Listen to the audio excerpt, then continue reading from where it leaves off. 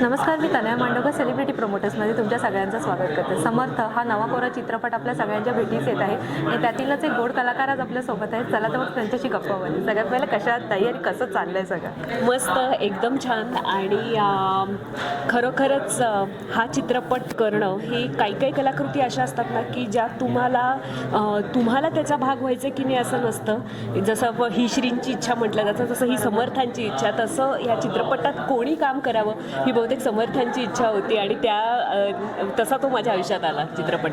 अरे वा. आणि ह्यात जे तुमचं कॅरेक्टर आहे म्हणजे जो तुम्ही रोल प्ले करता त्याबद्दल काय सांगाल तुम्ही?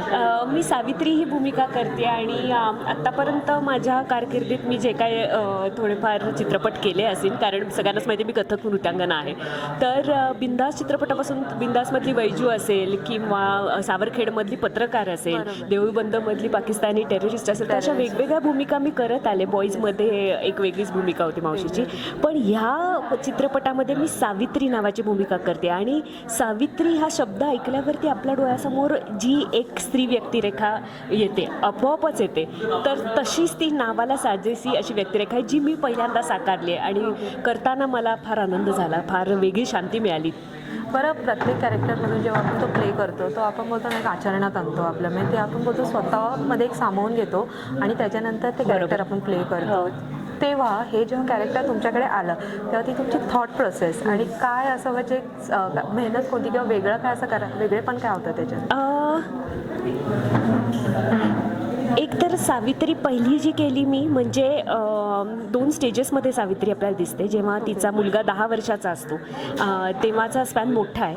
त्याच्यामध्ये मला फार वेगळा विचार करायला लागला नाही, कारण प्रामाणिकपणा आणि आपल्या कर्तव्याची जे काही कर्तव्य हाती घेतलं असेल ते जबाबदारीने पार पाडणं हे माझ्या आयुष्यात पण मे बी शास्त्रीय नृत्यांगना असल्यामुळे ती शिस्त लागलेली असते, तर ते माझ्यात असल्यामुळे असेल, पण ती सावित्री मला सोपी गेली.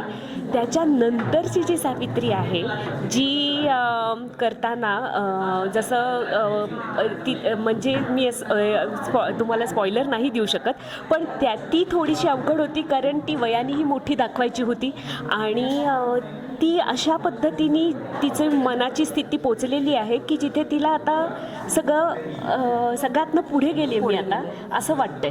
तर ही जी एक मुक्ती ज्याला पाहिजे आता मला अशी वाटण्याची जी भावना आहे ती आत्ता मला स्वतःला विचार करताना किंवा काय त्याच्यावर काम करायला लागलं. आणि अर्थातच रवींद्र सरांनी जे आमचे प्रोड्युसर आहेत त्यांनी वेण्णा स्वामींचं आयुष्य कसं होतं हे माझा जो सीन होता, जे एक गाणं आहे आणि त्याच्या आधी समजावून सांगितलं की त्यांनी पूर्ण त्यांचं चरित्र, त्यांचं जीवन कसं गेलं आणि त्यांचा मृत्यू कसा झाला हे इतकं सुंदर मला सांगितलं की त्याच्यामुळे मला फार सोपं गेलं त्या कॅरेक्टरशी स्वतःला काय म्हणू आपण तोलून बघताना किंवा त्याच्याप्रमाणे माझं सगळं पुढचं दाखवताना. सावित्रीचं कॅरेक्टर प्ले करायचं ठरलं तेव्हा म्हणजे रोल मॉडेल तुम्ही असं म्हणू शकता की वेण्णा स्वामी होत्या तुमच्या, असं आपण म्हणू शकतो? नाही, एका पर्टिक्युलर सीनसाठी त्या होत्या, बाकी नाही.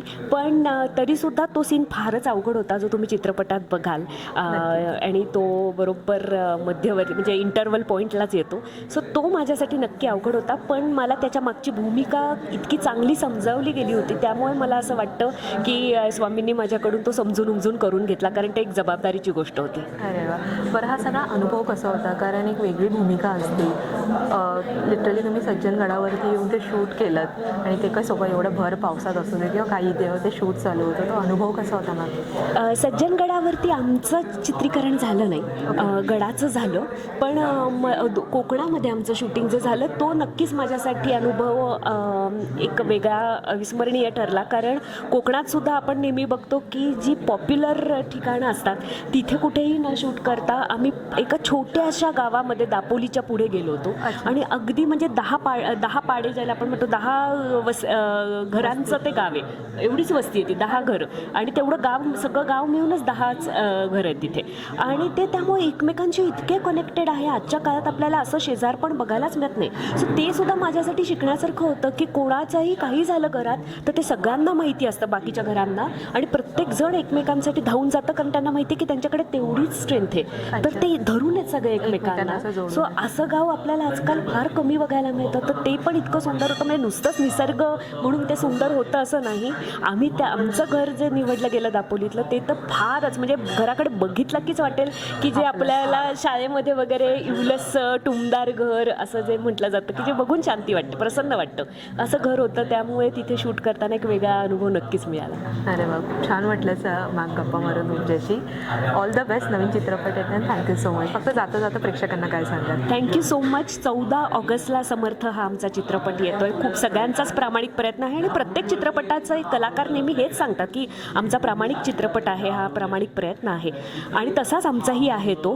पण एक नक्की सांगते की समर्थ नावावरनं कधी कधी लोकांना असं वाटू शकतं की अरे मग सगळं आम्हाला उपदेशच केला जाणार आहे का, नुसतं प्रबोधन असणार आहे का? तर तसा हा चित्रपट बिलकुल नाही आहे. सगळ्या वयोगटांना आवडेल असा मनोरंजनात्मक प्रबोधन करणारा चित्रपट आहे आणि जी आत्ता काळाची गरज आहे, कारण आपण जी मनशांती हरवून बसलेलो आहोत ती कदाचित आपल्याला किंवा ती सापडवण्याचा मार्ग हा चित्रपट देईल. म्हणून हा चित्रपट तुम्ही सगळ्यांनी अवश्य बघा, ही माझी तुम्हाला विनम्र विनंती. Thank you so much.